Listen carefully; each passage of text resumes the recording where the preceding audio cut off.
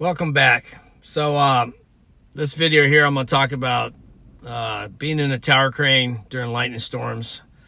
We're going to talk about the pros and the cons of this situation. Trust me, there are some pros. At least one pro I can think of, and that's being able to take some cool pictures. The photo behind me was taken in Denver, Colorado during a thunderstorm. We had ceased operations for the day because, or for the moment. I think we did get back to work a little bit later in the day, but yeah, we had to shut the crane down, make sure that the crew was safe, and just kind of waited out. But there's several other cranes out in the distance. There were 3 at Coors Field operating, and then there's, I think, 1 or 2 more in the background. And actually, right where the lightning bolts actually hit, that strike was in very close proximity to a tower out there. It did not get hit, but there's always a risk of this. Colorado definitely has some powerful thunderstorms and high winds that'll come up out of nowhere, so you're always on the lookout for that.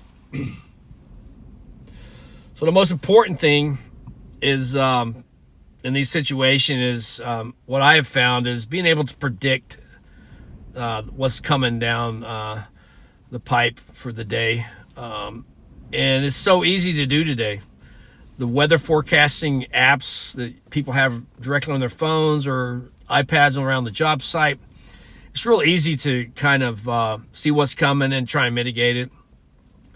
I'm not saying you can prevent necessarily being struck by lightning, but if you do get struck by lightning, you want to definitely try and prevent anybody from getting electrocuted. Many people don't know the difference between electrocution and being shocked. People will say, "Oh, I was electrocuted." Like, no, you weren't. Unless you were brought back to life, you were not electrocuted.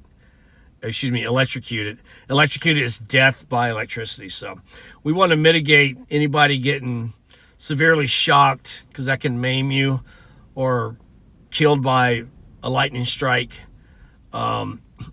The other concerns are the actual equipment getting damaged, and especially you don't want to have any damage to like a wire rope that goes unnoticed, that could create a hazard later down the line on the job site, with maybe some wire failure or something like that. So anyway, being able to anticipate the storms is fairly easy. Like I said, I use an app. I like to use WeatherBug. They have a great lightning app.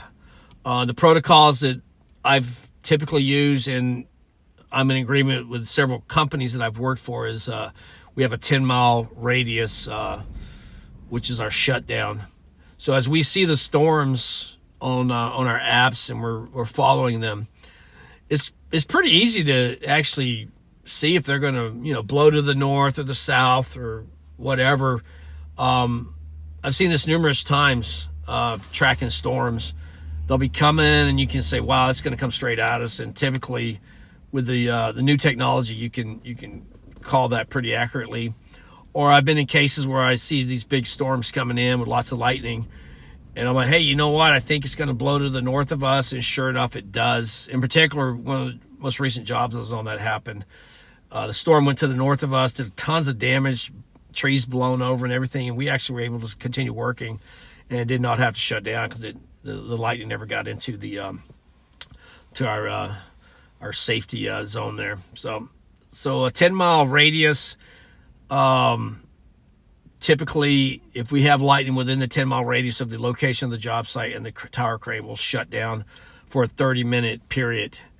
And if you get further strikes during that 30-minute period, the 30-minute period starts over. That's typically how we handle it.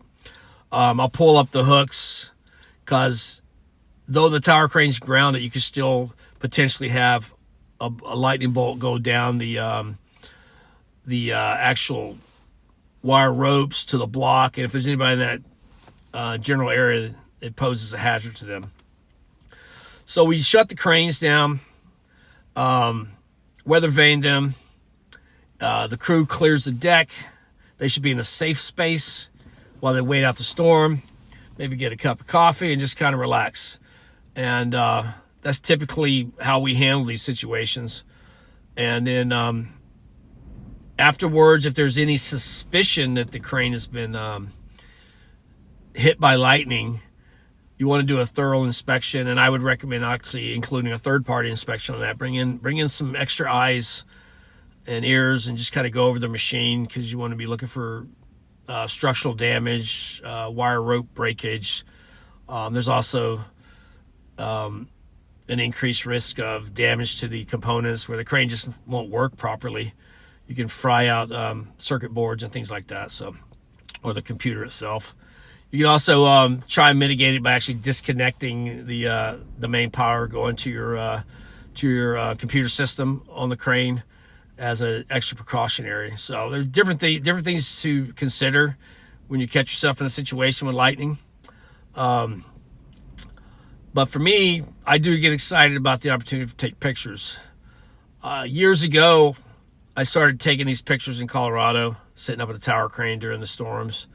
And I would post them to LinkedIn, and I got tons of feedback from people that were really curious about, the lightning storms, what we were doing for safety, how I took these photos, and literally tens of thousands of views all around the world.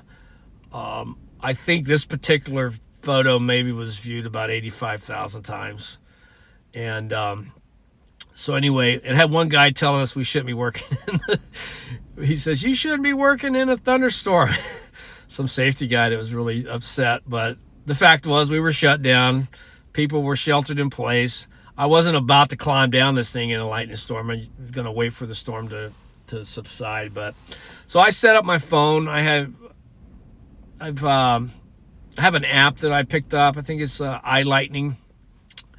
And basically, I open the app, I set my phone up, and whenever there's a lightning strike, it'll take pictures. And sometimes it'll take like 20, 50, or 100, and none of them are good. They're all crap, because it's just sensing the lightning, but it's not necessarily powerful enough for an image. So you have to kind of sort through the good ones and see what you can get. So this is one of my best ones here. And just want to share with you how I do it. So I basically do it with an app on an iPhone. Real simple technology. No brainer. The only thing is just you have to be in the right place at the right time. I imagine people could do this out of their apartment to get these shots. And anyway, I'm going to wrap the video up here. If you're new to my channel, please consider subscribing and hitting the like button. I'll be putting more videos up pertaining to crane operations. And I appreciate you listening. And please be safe during these operations. Don't argue with the operator if you're on the crew down below, because you want to get an extra piece of iron set, or you're trying to, button up a form on a job site. If the operator's doing his job and really conscientious about what's going on in the area, just trust him to make the right call. And just keep it safe, man. These are serious situations which can be exciting, especially like I said, taking pictures and stuff. But anyway, y'all keep it safe, and I appreciate you watching this video. Take care.